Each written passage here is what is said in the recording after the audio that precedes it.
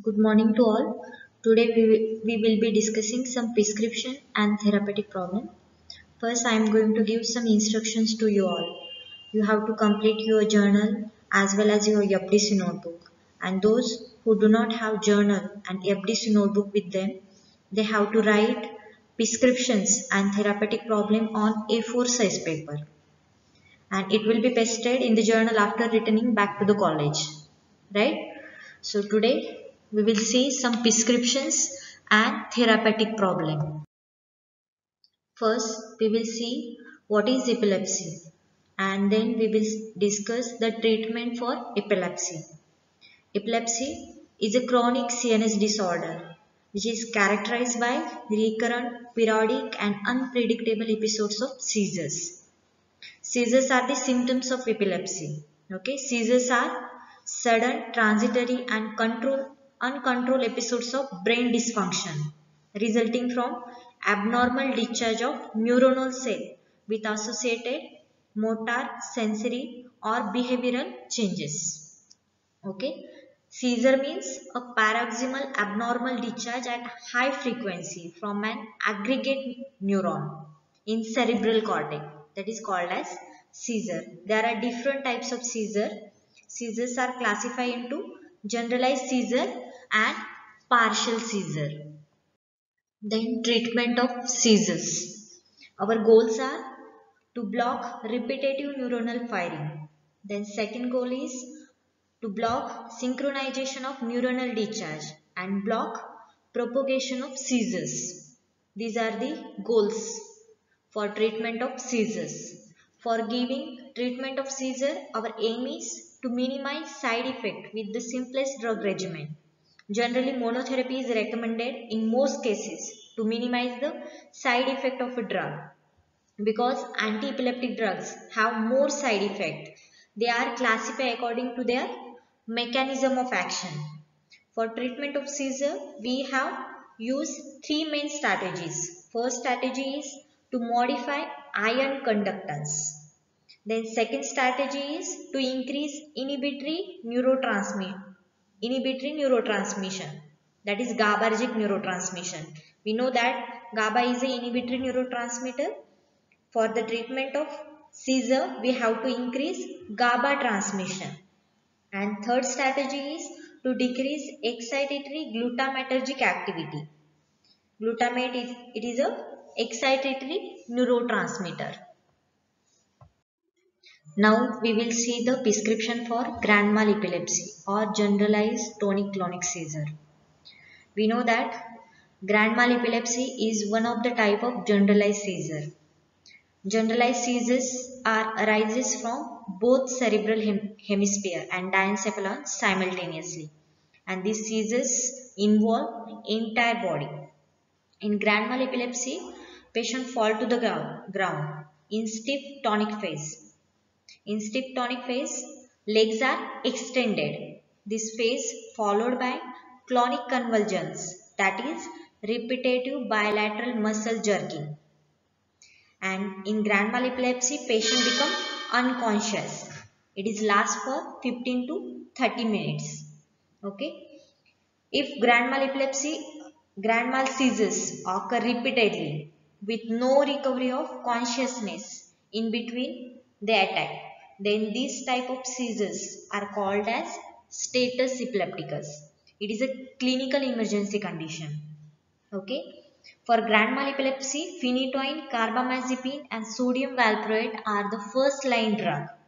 Okay. And other alternative drugs are lamotrigine, phenobarbital, topiramate, oxcarbamazepine, levetiracetam and phenobarbital.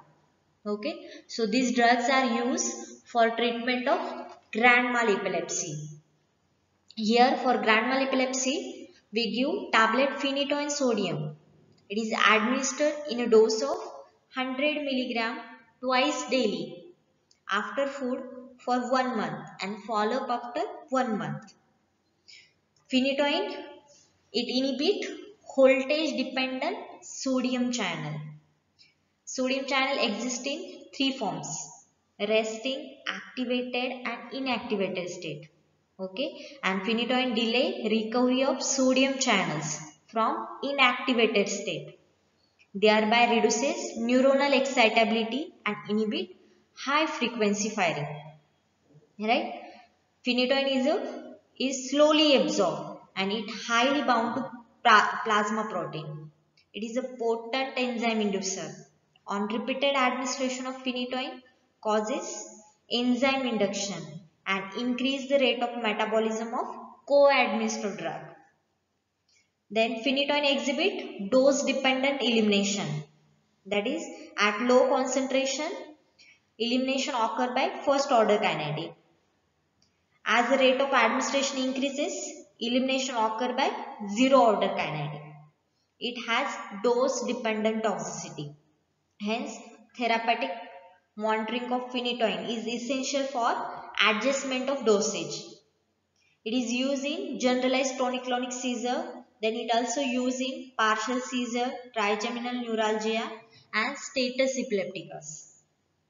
Then adverse effect of phenytoin. It can produce gum hyperplasia, hypersensitivity reaction, hirsutism, hyperglycemia, megaloblastic anemia, osteomalacia, hypocalcemia.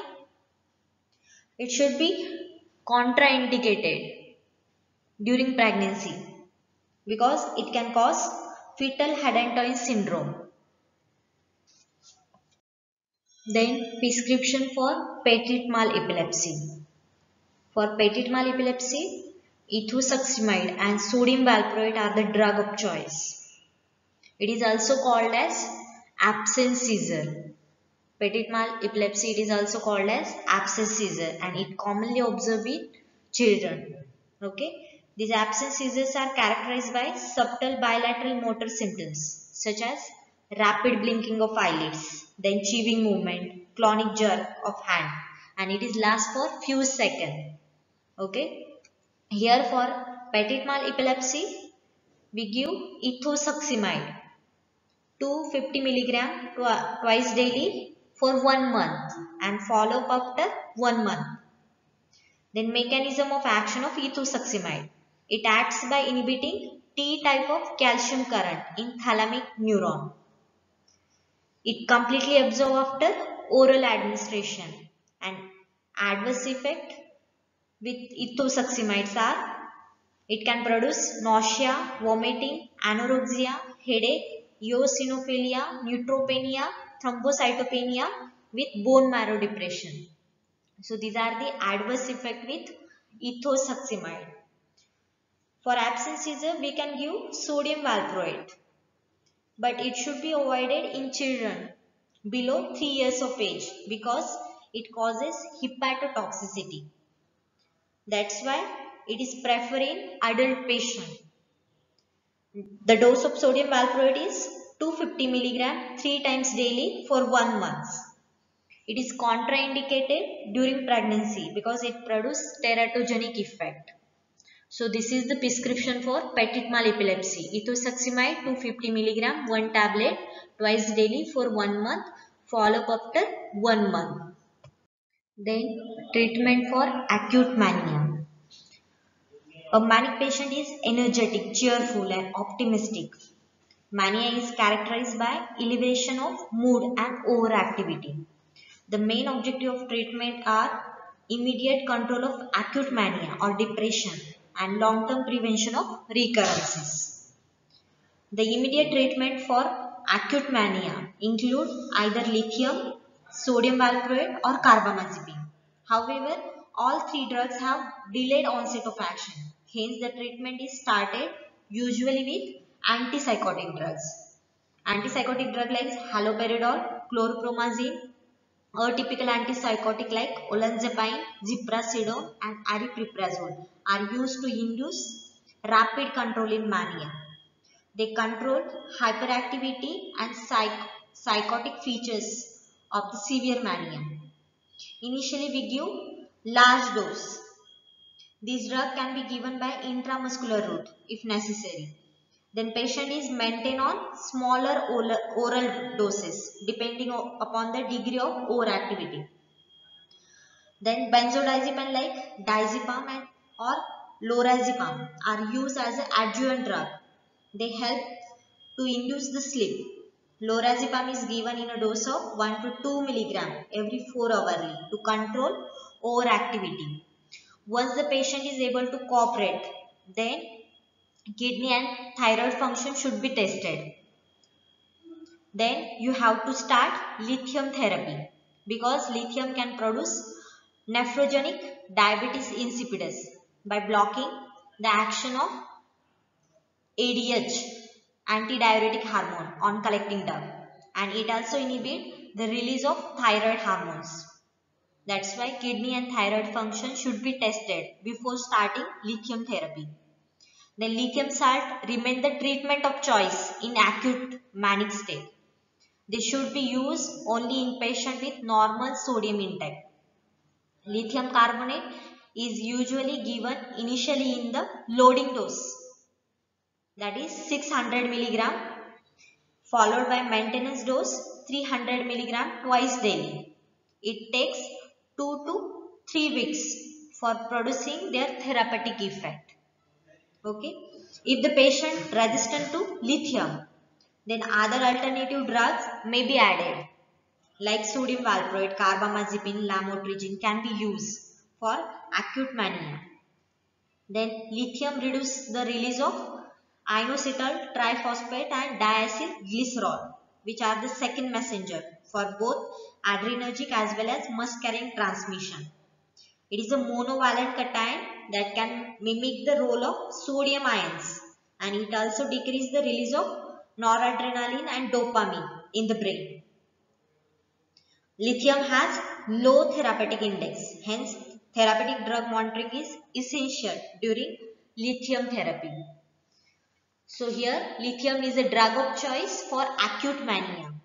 Okay, it is administered in a dose of 600 milligram twice daily. Sorry, 3 times daily for 7 days.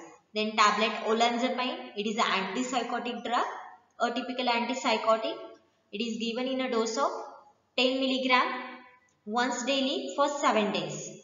Then tablet diazepam, it is a sedative hypnotic drug. It is given in a dose of 5 milligram twice daily for 7 days and follow up after 7 days. Lithium can cause acute lithium toxicity, and it is manifested as confusion, convulsion, cardiac arrhythmia, coma or death. That's why in acute lithium toxicity, lithium should be stopped immediately and its serum level is estimated. So this is the prescription for acute mania. Then treatment for tetanus. Tetanus, it is caused by Clostridium tetani. Okay, and tetanus can be diagnosed on the basis of physical examination, medical immunization history, and the signs and symptoms of muscle spasm, stiffness and pain.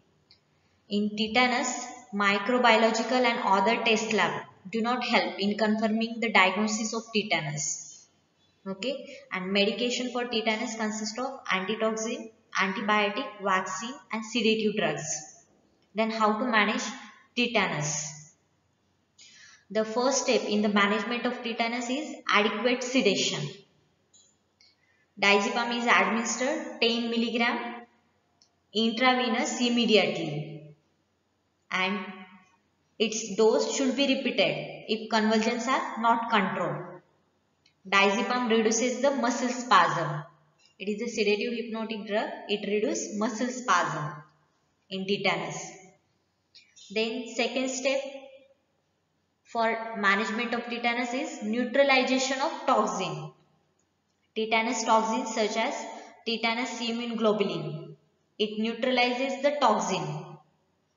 It is administered in a dose of 3000 to 6000 unit intramuscular. But it does not bind to the toxin that has already entered into the neuron. Okay, it is a tetanus antitoxin. Then anti-tetanus serum can be used as an alternative for tetanus immunoglobulin. Okay, anti-tetanus serum can be used as an alternative drug. It is administered 10,000 unit intravenous but it should be administered after skin sensitivity reaction because it can produce anaphylaxis or serum sickness reaction. Hypersensitivity like reaction it can produce. That's why it should be administered after skin sensitivity test. Then for control clostridial infection, we give injection penicillin G. It is given in a dose of 10 million international unit intravenous for 10 days, and it should be administered after skin sensitivity test. Okay. Then tetanus vaccine, that is tetanus toxoid. All people with tetanus should receive tetanus vaccine as soon as they are diagnosed with tetanus. Okay, injection tetanus toxoid, it is administered 0.5 ml intramuscular. It is extremely effective in inducing active immunity against tetanus. That's why it is administered for the treatment of tetanus. It is available as a single antigen preparation, or it is also available in combination with diphtheria toxoid. Tetanus vaccine is usually first given to infants with two other vaccines for diphtheria and whooping cough in a series of 3 injections. This vaccine is usually used as a booster vaccine, and booster injection should also be given every 10 years even if no injury has occurred. So this is the treatment for tetanus. Injection diazepam 10 mg intravenous immediately. Dose should be repeated if convulsions are not controlled within 30 minutes. Then anti-tetanus serum 10,000 international unit intravenous after skin sensitivity test. Injection penicillin G 10 million unit intravenous for 10 days after skin sensitivity test, and after 2 months injection tetanus toxoid 0.5 ml intramuscular. Prescription for rickets. We know that rickets is a skeletal disorder and that caused by a lack of vitamin D, calcium and phosphate. These nutrients are very important for development of strong and healthy bones. Okay, we can get vitamin D from various food products, include like milk, egg and fish. Your body also produces vitamin D when you are exposed to sunlight. Okay, rickets, it is diagnosed by blood test. If the patient has low level of calcium and phosphorus and high level of alkaline phosphate in blood, then patient can be suffer with rickets. Okay, usually vitamin D supplements are prescribed for rickets. Here we give calcitriol vitamin D granules 2000 international unit once daily for 8 weeks, and it is followed by 200 international unit daily till complete cure. Okay, so this is the prescription for rickets. It is occur due to deficiency of vitamin D, calcium and phosphate. Okay, it is treated with vitamin D. Now we will see some therapeutic problems. Okay, this is a therapeutic problem number 4 in your journal. Okay, here the problem is Mrs. Balkrishna was suffering from grand mal epilepsy. She was getting phenobarbital 80 mg daily. Her fits were well controlled. Since her child was just 1 year old, she started taking oral contraceptive. But to her surprise, she became pregnant. Then there are two questions.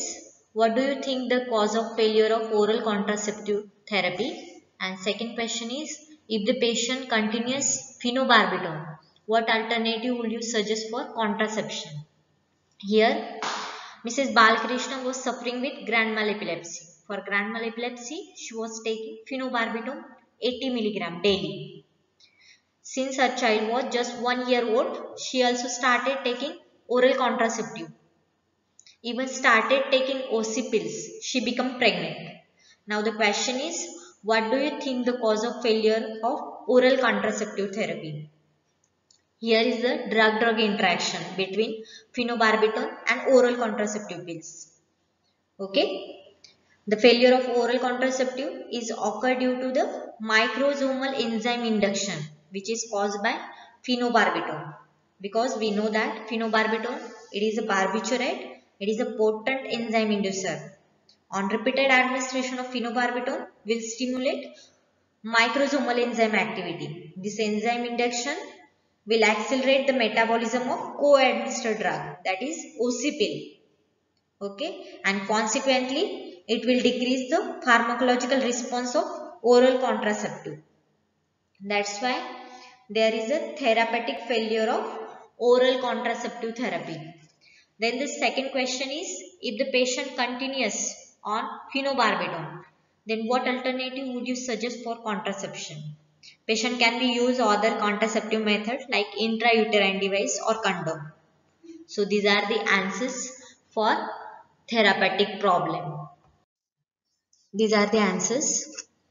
First answer is phenobarbital is a barbiturate. It is a potent microsomal enzyme inducer. It reduces the effectiveness of various concomitantly administered drugs. It increases the metabolism of oral contraceptive because of their enzyme induction action. That's why there is therapeutic failure of oral contraceptive pills. Other alternative method can be used like intrauterine device or condom. So these are the answers for therapeutic problem number 4. Then therapeutic problem number 5. A patient of myocardial infarction has been prescribed phenobarbital 60 mg at bedtime and acinocumarol 4 mg daily. The patient, without consulting the physician, discontinued phenobarbital. One day he became with spontaneous hemorrhages. Then questions are, what could be the cause of hemorrhages and what precautions should have been taken to avoid this complication?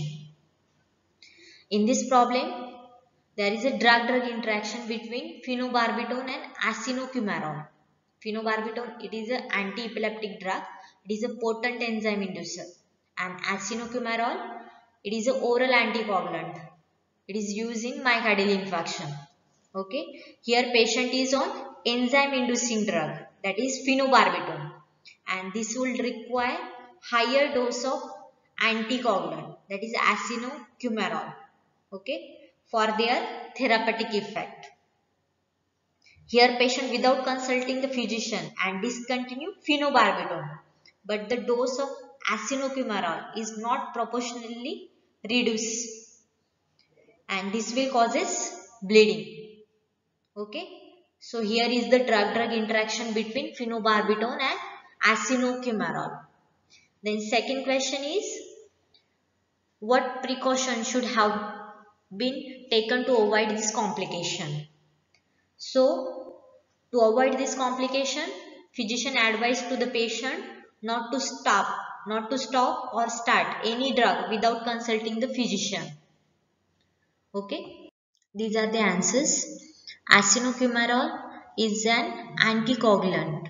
Phenobarbital induces microsomal enzyme in liver that metabolizes acinocumarol. Due to stoppage of phenobarbital, the metabolism of acinocumarol is decreased, result in prolongation of action of acinocumarol, which is responsible for bleeding. Then second answer is, patient has to be told that not to stop or start any drug without consulting a physician, and therapeutic drug monitoring should be done regularly. Therapeutic problem number 6. An epileptic patient was on phenytoin medication for several years. One day while working, he just lied down and could not straighten his painful back. He was taken to the hospital where he complained to the doctor that he had having backache since a month. The doctor got his blood examination and spine x-ray. Question is, what do you expect in x-ray and blood examination? In this problem, Epileptic patient is on phenytoin sodium for several years. While working, he could not straighten because of his painful back. Then he went to the hospital and met to the doctor and told that he had having backache since a month. He was done his blood examination and spine x-ray. Now the question is, what do you expect in x-ray and blood examination? We know that phenytoin is an anti-epileptic drug. On prolonged use of phenytoin produce several adverse effects like gum hyperplasia, hirsutism, hyperglycemia, megaloblastic anemia, osteomalacia and hypocalcemia. So there are so many adverse effects with phenytoin sodium. So that here blood examination and X-ray shows megaloblastic anemia and osteomalacia because phenytoin is a potent enzyme inducer. It is a potent enzyme inducer. It accelerates the metabolism of other drug like vitamin D, folate. Okay, and this will cause osteomalacia and megaloblastic anemia. Okay, phenytoin, it increases the metabolism of other co-administered drug like vitamin D, folate, then corticosteroid. That's why here X-ray and blood examination shows megaloblastic anemia and osteomalacia. Megaloblastic anemia is occurred due to folate deficiency and osteomalacia is occurred due to increased metabolism of vitamin D because phenytoin increase the metabolism of vitamin D as well as folate. These are the answers. X-ray shows osteomalacia features, that is bowing, decreased bone density and pseudobone fracture, etc. And phenytoin decrease folate absorption and increase its excretion. Blood picture shows megaloblastic anemia. Question number 32. Mr. Thomas was suffering from phobic psychosis. He was given tablet paraglidin. After 1 month, he became symptom free, but his psychiatrist advised to continue the treatment. One day, he attended birthday party of his friend. There, he enjoyed delicious dinner. After returning home, he felt very uneasy and suffered from intense throbbing headache. Family physician was called, who found that the blood pressure of Mr. Thomas was 200 by 120 millimeter of mercury. The patient was not suffering from hypertension earlier. Then the questions are, what is the cause of sudden development of hypertension? How will you manage the patient? Was it possible to avoid this complication? Here, Mr. Thomas suffering with psychosis. He is on tablet paraglidin. Then he attended birthday party of his friend and enjoyed delicious dinner. After returning home, he felt very uneasy and suffered from intense throbbing headache. Then family physician was called, who found that blood pressure of Mr. Thomas is 200 by 120 millimeter of mercury, but patient has no hypertension. Then the question is, what is the cause of sudden development of hypertension? How will you manage the patient and was it possible to avoid this complication? Here, sudden development of hypertension is occurred due to the drug-food interaction. Drug-food interaction, that is cheese reaction. Paraglidin is a non-selective irreversible MAO inhibitor. It is a MAO inhibitor, paraglidin.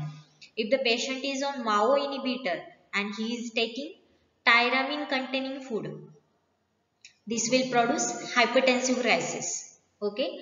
Tyramine is found in cheese, beef, wine, beer, banana, yeast and yogurt. Normally it gets metabolized by MAO enzyme which is present in liver, GIT and other part of body. But here paraglidin is a MAO inhibitor and it inhibits MAO enzyme which is responsible for metabolism of tyramine. That's why there will be the high level of tyramine in blood leading to displacement of noradrenaline from its store and release into synaptic cleft. This will produce sudden rise in blood pressure. Then how will you manage the patient? Patient should be treated with either sodium nitroprusside or phentolamine for hypertensive crisis. Injection sodium nitroprusside, it is administered zero point 0.3 microgram per kg per minute, slow IV infusion and titrate the dose till the blood pressure reaches 160 by 80 millimeter of mercury. And to avoid this hypertensive crisis, patients should avoid tyramine containing food during MAO inhibitor therapy. So it is occurred due to the cheese reaction and it is managed by sodium nitroprusside and phentolamine. And for avoid this complication, patient is advised do not take tyramine rich food. Okay. Now the answers are paraglidin is a non-selective irreversible MAO inhibitor. Patient must have consumed tyramine containing food and would have led to cheese reaction. MAO is responsible to metabolism of tyramine.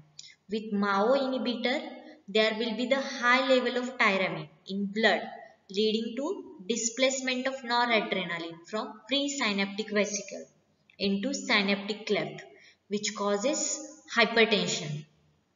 Then second answer is intravenous sodium nitroprusside or phentolamine is used to manage the patient.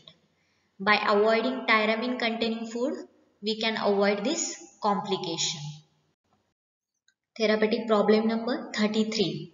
Mr. Gode, 59-year-old, was taking paraglidin for phobic depressive psychosis. He met with a roadside accident and had multiple injuries and fracture of forearm bone. He was hospitalized in a condition of severe pain. He was given injection pethidine. After some time, he developed hyperpyrexia. Comment. Here, Mr. Gode suffering with phobic depressive psychosis. For psychosis, he is taking paraglidin. He met with the road accident. He has multiple injuries and fracture. Then he is hospitalized for severe pain. For severe pain, he has given injection pethidine.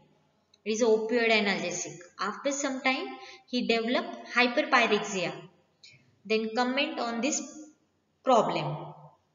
Here is the drug-drug interaction between paraglidin and pethidine. Okay, paraglidin, it is a MAO inhibitor, irreversible monoamino oxidase inhibitor, and pethidine, it is a opioid analgesic. Paraglidin inhibit hydrolysis of pethidine. That's why more pethidine undergoes demethylation reaction and form norpethidine. This norpethidine, it is a very toxic metabolite. Okay. On hydrolysis of pethidine produce meperidinic acid. While on demethylation of pethidine produce norpethidine which is very toxic. Okay. This formation of norpethidine leads to tremors, hyperpyrexia, delirium, sedation, convulsions, severe respiratory depression and excitation. Okay. So, here is the drug-drug interaction between paraglidin and pethidine. Okay. And it is occurred due to production of norpethidine which is very toxic. It produces hyperpyrexia, convulsion and severe respiratory depression. The answer is major part of pethidine is undergo metabolism by hydrolysis process using MAO enzyme to produce meperidinic acid and minor amount of pethidine undergoes demethylation reaction to form norpethidine which has excitant action. Due to use of MAO inhibitor along with pethidine, Morpethidine is converted into norpethidine, result in exciting action, which is characterized by tremors, hyperpyrexia, delirium, excitation, convulsions, and severe respiratory depression. Therapeutic problem number 26. A diabetic patient is established on diet and insulin. He is prescribed prednisone 10 mg daily for joint pain. Then questions are, will it have any effect on his diabetic state? Second question is, will you consider any change in the treatment? Here, diabetic patient is on insulin. He is prescribed prednisone 10 mg daily for joint pain. Okay. And the questions are, will it have any effect on his diabetic state? And will you consider any changes in the treatment? We know that prednisone is a corticosteroid. It is responsible for increased gluconeogenesis and decreased glucose utilization by peripheral tissue, which result into rise in blood sugar level. So, the use of prednisolone may be responsible for loss of diabetic control in the patient. And for joint pain, we can give other non-steroidal anti-inflammatory drug like ibuprofen or diclofenac. Answers are, prednisone is a corticosteroid. It is responsible for increased gluconeogenesis and decreased glucose utilization by peripheral tissue, resulting in rise in blood sugar level. So, use of prednisolone may be responsible for loss of diabetic control in the patient. And second answer is, non-steroidal anti-inflammatory drug like ibuprofen and diclofenac sodium can be used for joint pain. Therapeutic problem number 23. Mr. Ram Mohan is on warfarin sodium and his prothrombin time is maintained. For low back pain, he is prescribed oxyphene-butazone 80 mg 2 times a day. Questions are, what would you anticipate and what alternative treatment do you suggest? Here, Mr. Ram Mohan is on warfarin sodium and for low back pain, he is prescribed oxyphene-butazone 80 mg 2 times a day. Now the question is, what would you anticipate and what alternative treatment do you suggest? Warfarin is a oral anticoagulant and oxyphene-butazone, it is a non-steroidal, non-selective reversible inhibitor of COX. It is a non-steroidal anti-inflammatory drug. It is a non-selective reversible inhibitor of COX. It is an active form of phenylbutazone. Okay. Here severe hemorrhages is anticipated because of drug interaction between warfarin and oxyphene-butazone. We know that warfarin is highly bound to plasma protein and oxyphene-butazone displaces warfarin from albumin binding site. This will increase the concentration of free warfarin in the plasma. So, high concentration of free warfarin in plasma can cause bleeding. And to avoid this complication, we can give paracetamol for low back pain as it does not interfere with the action of warfarin. Okay, so here is the drug-drug interaction between warfarin and oxyphene-butazone. It can cause bleeding because warfarin it is highly bound to plasma protein and oxyphene-butazone displaces warfarin from plasma protein binding site. This will increase the concentration of free warfarin in plasma, okay, which causes bleeding. Now the answers are, severe hemorrhage is anticipated. Oxyphene-butazone displaces warfarin from albumin binding site and increase free warfarin in plasma. This will responsible for bleeding. This is a pharmacokinetic type of drug interaction and paracetamol used as an alternative drug for low back pain as it does not interfere with the action of warfarin. Thank you.